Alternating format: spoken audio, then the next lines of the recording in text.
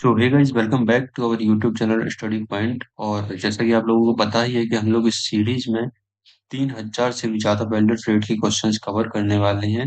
और ये क्वेश्चंस जो होने वाले हैं वो बहुत ही इम्पोर्टेंट हैं कॉम्पिटिटिव एग्जाम के अकॉर्डिंग, क्योंकि ये क्वेश्चंस कॉम्पिटिटिव एग्जाम में या तो आ चुके हैं या फिर आने की इनकी पूर्णतः संभावना है। तो चलिए वीडियो को करते हैं शुरुआत। और अभी तक अगर आप लोगों ने चैनल को सब्सक्राइब नहीं किया है तो प्लीज सब्सक्राइब जरूर कर लें। सो आज का जो अपना पहला क्वेश्चन है वो स्क्रीन पर रहा, और क्वेश्चन है कि नीचे दिए गए चित्र में बेल्डिंग की किस विधि को दर्शाया गया है। तो हमको इधर पे एक फिगर दिया गया है ये, और हमसे पूछा गया है कि ये जो फिगर है वो बेल्डिंग की किस विधि का है। ऑप्शन है अपने घर्षण वेल्डिंग, जिसे हम लोग फ्रिक्शन वेल्डिंग भी बोलते हैं। Option B forge welding. Option C प्रतिरोध welding. Option D fusion welding. इसका राइट आंसर होगा हम लोगों का फोर्ज वेल्डिंग, है ना। नेक्स्ट क्वेश्चन, एक रेजिस्टेंस वेल्डिंग विधि कौन सी है ना। तो ऑप्शन हमारे चार दिए गए हैं और हमको बताना है कि इनमें से कौन सी हमारी रेजिस्टेंट वेल्डिंग विधि है। Option A spot welding. Option B force welding. Option C thermal welding. Option D explosive welding. तो हमको रेजिस्टेंस वेल्डिंग बताना है, चूंकि ये स्पॉट वेल्डिंग, स्पॉट वेल्डिंग हो चाहे वो सीम वेल्डिंग हो, ये हमारी क्या बोलते हैं रेजिस्टेंस वेल्डिंग होती है ना। यहाँ पे लिखा भी गया है कि स्पॉट वेल्डिंग विधि में जॉब को दोनों इलेक्ट्रोड के मध्य रखकर इसमें विद्युत धारा गुजारी जाती है, ताकि प्लास्टिक स्ट्रेट तक गर्म हो जाने पर दबाव देकर जॉब को जोड़ दिया जाए। इलेक्ट्रोड तांबे की मिश्र धातु से के बने होते हैं, है ना। जो अपन स्पॉट वेल्डिंग में इलेक्ट्रोड यूज करते हैं वो तांबे की मिश्र धातु के बने होते हैं, और इसमें हम लोग प्लास्टिक अवस्था तक क्या बोलते हैं मेटल पीस को गर्म करते हैं, है ना। प्लास्टिक अवस्था तक, ना कि मोल्टन स्टेज तक। नेक्स्ट क्वेश्चन है, वेल्डिंग बूथ की दीवारें निम्न रंग से पेंट की जाती हैं।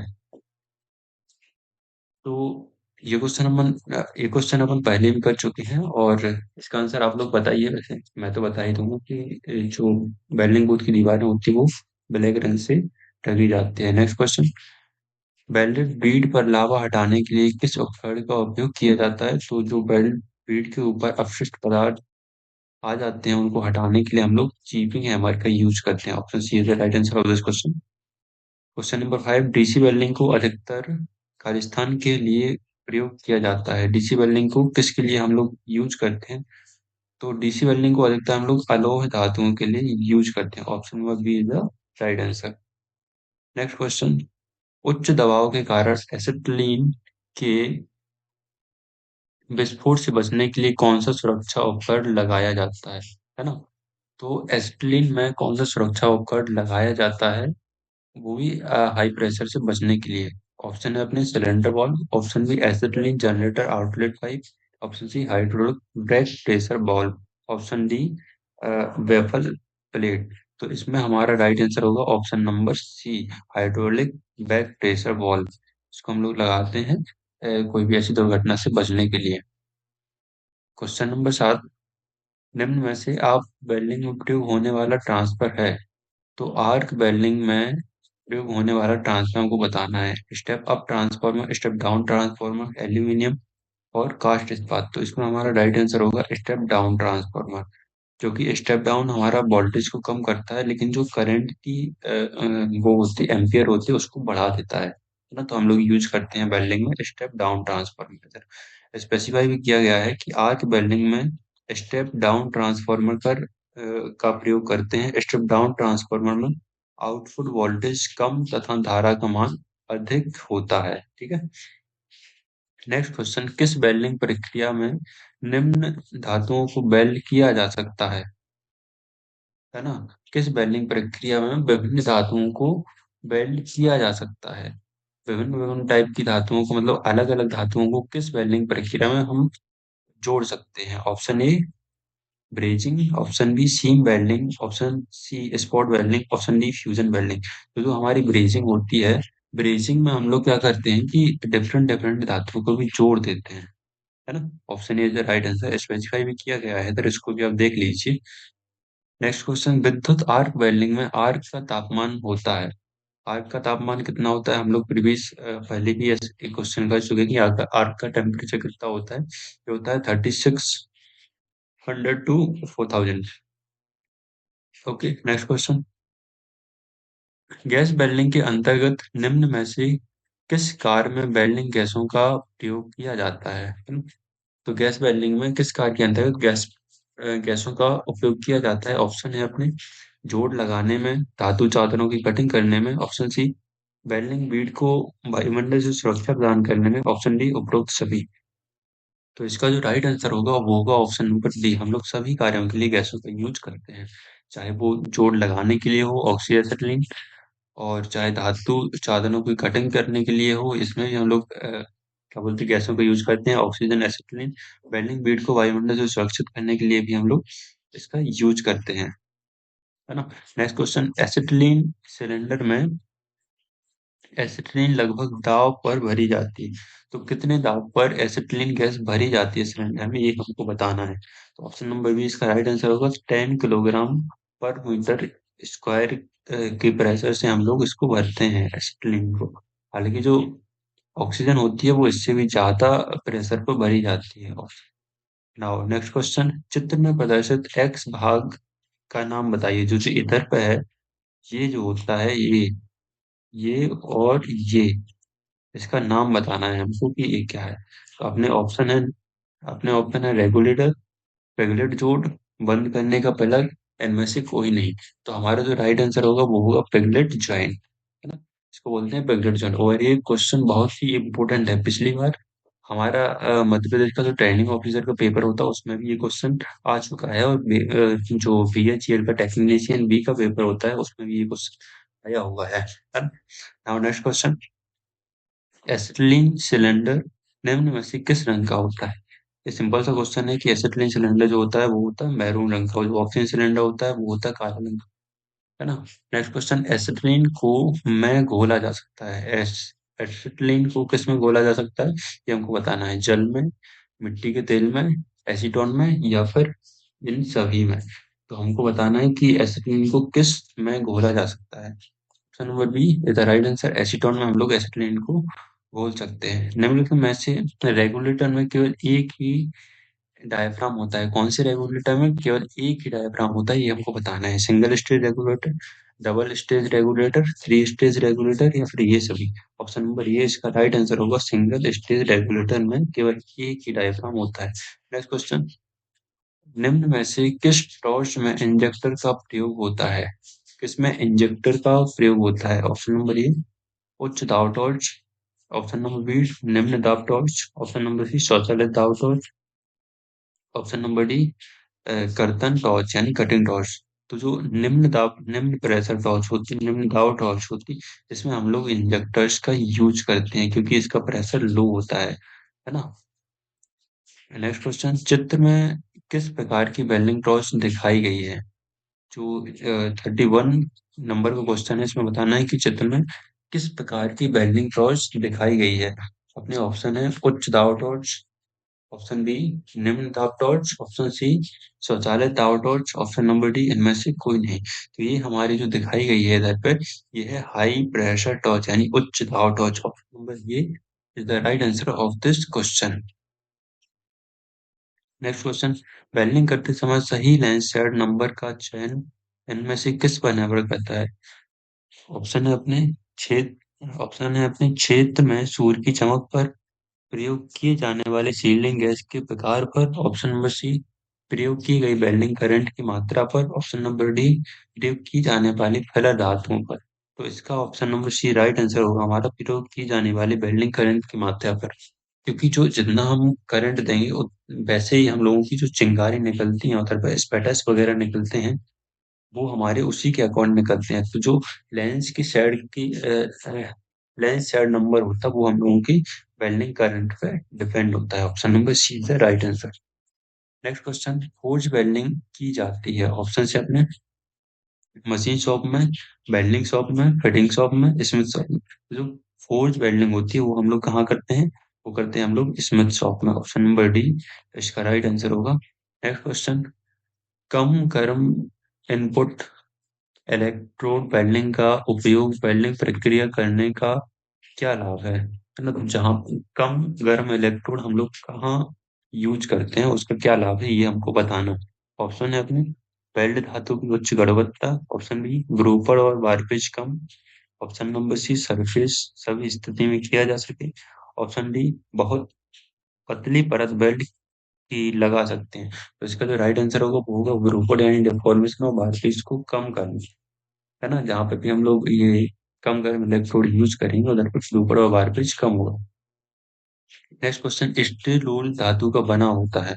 स्टील रूल जो होता है हम लोगों का, जैसे हम लोग स्क्विल भी बोलते हैं, वो किस धातु का बना होता है? Option A mild steel. Option B carbon steel. Option C forge steel. Option D stainless steel या फिर स्प्रिंग स्टील। तो इसका right answer option number D होगा, stainless steel. Next question, try square कितने कोण पर मुड़ा होता है? जो ट्राई स्क्वायर हो वो कितने कोण पर मुड़ा होता है? बहुत ही सिंपल सा क्वेश्चन है, वो 90 डिग्री पर मुड़ा होता है ना? नेक्स्ट क्वेश्चन, मेटल पार्क की सतह पर रेखाओं को पक्का करने के लिए का प्रयोग किया जाता है? जो मेटल पार्ट्स की सरफेस होती है उन पर रेखाओं को पक्का करने के लिए किसका यूज करते हैं? हमारे ऑप्शन है, option A dot punch. Option B solid punch. Option C centre punch. Option D hollow punch, है ना? तो हम लोगों को भी बताना है कि कौन से पंच का हम लोग यूज करते हैं रेखाओं को पक्का करने के लिए। ऑप्शन नंबर ए इसका राइट आंसर होगा, डॉट पंच का हम लोग यूज करते हैं। Now next question, welding shop में गर्म जॉब को पकड़ने के लिए टोंग्स, टोंग्स को हम लोग संजीवी बोलते हैं, इसको टोंग्स को संजीवी बोलते हैं अपनी देसी भाषा में, का प्रयोग किया जाता है। वो यह निम्न में से किस धातु की बनाई जाती है ना? किस धातु की बनाई जाती है टोंग्स? तो इसको बताना है। Option A mild steel. Option B forge steel. Option D cast iron. Option D pig iron. तो हमारा जो राइट आंसर होगा वो होगा माइल्ड स्टील। जो टोंग्स होती हैं हम लोगों की वो माइल्ड स्टील की बनी होती हैं। वेल्डिंग विधि का विवरण किस पर दिया जाता है ना? वेल्डिंग विधि होती है उसका विवरण किस पर दिया जाता है? ऑप्शन है अपने chuck. Option B belt. Option C stock. Option D tail. तो जो विवरण दिया जाता है वेल्डिंग विधि का वो टेल पे दिया जाता है। Option number D is the right answer. Now next question, welding gun में गन हेड का कोण कितना होता है? जो वेल्डिंग गन होती है उसमें गन हेड का कोण कितना होता है ये बताना है। ऑप्शन अपनी 15। Option B 45। Option C 60। Option D 85। तो जो कोण होता है वो 45 डिग्री पर झुका हुआ होता है ना? Option B is the right answer of this question. Next question, air cool welding gun की करंट परास कितनी होती है? जो एयर कूल्ड वेल्डिंग में गन हम लोग यूज करते हैं उसकी कितनी कैपेसिटी होती है बताना है। Option A 400 ampere. Option B 400 ampere से ज्यादा। ऑप्शन सी 400 एम्पियर से कम। ऑप्शन सी इनमें से कोई नहीं। तो इसका राइट आंसर होगा हम लोगों का ऑप्शन नंबर सी 400 एम्पियर से कम। जो बाट जो एयर कूल्ड वेल्डिंग गन होती है हम लोगों की उसकी कैपेसिटी 400 एम्पियर से कम ही होती है। नेक्स्ट क्वेश्चन, निम्न चित्र में प्रदर्शित है ना? इस चित्र में हम लोगों को क्या दिख रहा है ये हमको बताना है। ऑप्शन है अपने nozzle. Option B welding gun. Option C wire feed. Option D gas regulator. ये हमको बताना है। हमारे इधर पर सील्डिंग गैस भी जा रही है, इसमें कंट्रोल केबल भी जा रही है ना? और वेल्डिंग करंट भी जा रहा है और फीड वायर भी जा रहा है। तो ये पूरी पूरी हमारी वेल्डिंग गन बन चुकी है ना? तो option number B right answer होगा इसका, जी है welding gun. Next question, bead के किनारे से मैल निकालने के लिए प्रयुक्त औजार है। बीड़ के किनारे से जो हम लोग को मैल निकालते हैं उसमें कौन सा औजार प्रयोग करते हैं ये हमको बताना है। बहुत सी सिंपल सा क्वेश्चन है। Wire brush. Option B 18 tape. Option C hacksaw. Option D इनमें से कोई नहीं। तो जो बीड़ के किनारे जो मैल निकालते हैं हम लोग, जो अपशिष्ट पदार्थ निकालते हैं उसको हम लोग वायर ब्रश से निकालते हैं, है ना? टॉर्च के भाग हैं। Option A collet. B tungsten electrode. C gas nozzle. D ये सभी। तो हम लोगों को टॉर्च की भाग बताना है। टॉर्च में ये सभी पाए जाते हैं तो ऑप्शन नंबर डी ये सभी इसका राइट आंसर हो जाएगा। क्वेश्चन नंबर 35, मशीन के भारी भाग को किसमें रखा जाता है? मशीन के भारी भाग को किसमें रखा जाता है ना? ये हमें बताना है। First chuck. Second base, third, tail stroke, या फिर इनमें से कोई नहीं। तो जो मैं बताऊं, जो मशीन के बाहरी भाग होते हैं उसको क्या में रखा, किसके ऊपर रखा जाता है, तो ऊपर में होगा बेस, है ना। ये इसके ऊपर, बेस के ऊपर, है ना, बेस के ऊपर हो। टेल स्टोक के भी ऊपर रखा जाता है ये सब। तो इसमें आप देख लेना, या फिर बेस होगा या टेल स्टोक होगा। मेरे अकॉर्डिंग बेस होना चाहिए इसका, लेकिन बुक में इसका टेल स्टोक दिया गया है आंसर। तो आप अपने अकॉर्डिंग देख लेना इसको, है ना। अगर मैं एआई की बात किया जाए तो उन्होंने बेस ही बताया है, तो बाकी बुक्स में इसका टेल स्टोक दिया गया है, तो आप अपने अकॉर्डिंग देखिए। फिलेट बेल्ट को दर्शाने में प्रयोग किया जाने वाला बेल्ट प्रतीक दिखाइए, है ना। जो फ्लैट वैल्यू में हम लोग यूज करेंगे उसका वैल्यू प्रतीक हम लोग को बताना है। तो इसका फ्लैट वैल्यू में हम लोग इसका यूज करते हैं ऑप्शन नंबर थ्री, क्योंकि जो दो हम लोग यूज करते हैं वर्क पीस वो कुछ इस तरीके से होती है, है ना, इस तरीके से। और हम लोग इधर पे अगर वेल्ड करते हैं तो ये जो मैं जो डार्क एरिया है, इस टाइप से वेल्ड भी बनेगी हमारे, है ना, इस तरीके से। तो ये एक त्रिभुज के आकार का होता है ना, एक हाँ, समकोण त्रिभुज के आकार का होगा। Option number B right answer. Next question, uphill bending में बेंडिंग किस प्रकार की जाती है। अपहिल, अप यानी ऊपर, है ना, ऊपर की ओर बेंडिंग किस प्रकार से की जाती है, तो ऑप्शन है अपने नीचे की ओर, ऊपर की ओर, पाइप के बीच में, उपरोक्त में से कोई नहीं। बहुत ही सिंपल सा क्वेश्चन। अपहिल है यानी ऊपर की ओर ही होगी। Option number B right answer. Now next question, plate bending का लाभ है। ऑप्शन ए, इसमें सुराख होने की संभावना कम होती है। ऑप्शन बी, इसकी कोर सज्जा आसानी से की जा सकती है। ऑप्शन सी, इसमें बिल्डिंग के नीचे सीलिंग रिंग को आसानी से भर सकते हैं। ऑप्शन डी, उपरोक्त सभी। तो प्लेट वेल्डिंग में हम लोगों को ये सारे के सारे लाभ होते हैं, है ना। नेक्स्ट क्वेश्चन, अलाइनमेंट में पुर्जों की वेल्डिंग हेतु प्रयोग किए जाने वाला यंत्र है ना। अलाइनमेंट में पुर्जों की वेल्डिंग हेतु प्रयोग किए जाने वाला यंत्र ही हमको बताना है। इसमें अपने ऑप्शन से welding jet, welding pictures, welding manipulators, welding position, है ना। तो जो हम लोग यंत्र यूज करते हैं अलाइनमेंट्स के लिए वो करते हैं वेल्डिंग जिग। पिक्चर्स का भी हम लोग यूज करते हैं, लेकिन अगर इन लोग दोनों का डिफरेंस बहुत ही कम होता है। अगर इसका डिफरेंस अगर जानना है तो मैं इसके लिए अलग से वीडियो बना दूंगा। तो वेल्डिंग जिग का हम लोग यूज करते हैं। Okay. Okay. Next question, transformer निम्न धारा पर कार्य करता है। ट्रांसफॉर्मर निम्न धारा पर कार्य करता है। ऑप्शन ए दृष्टि धारा, ऑप्शन ए प्रत्यावर्ती धारा, ऑप्शन सी भंवर धारा, ऑप्शन डी इनमें से कोई नहीं। तो जो ट्रांसफॉर्मर है वो हमेशा एसी धारा पर काम करता है ना। एसी यानी प्रत्यावर्ती धारा। बहुत ही सिंपल सा क्वेश्चन है। नेक्स्ट क्वेश्चन, नाभिक में कौन कौन से कण विद्यमान होते हैं। जो न्यूक्लियस होता है एटम का, उसमें कौन कौन से कण विद्यमान होते हैं। प्रोटॉन और न्यूट्रॉन, ऑप्शन बी इलेक्ट्रॉन और प्रोटॉन, ऑप्शन सी इलेक्ट्रॉन और न्यूट्रॉन, ऑप्शन डी उपरोक्त में से कोई नहीं। तो ऑप्शन ये इसका राइट आंसर होगा, प्रोटॉन और न्यूट्रॉन। नेक्स्ट क्वेश्चन, डीसी विद्युत में धारा की दिशा निम्न में से होती है।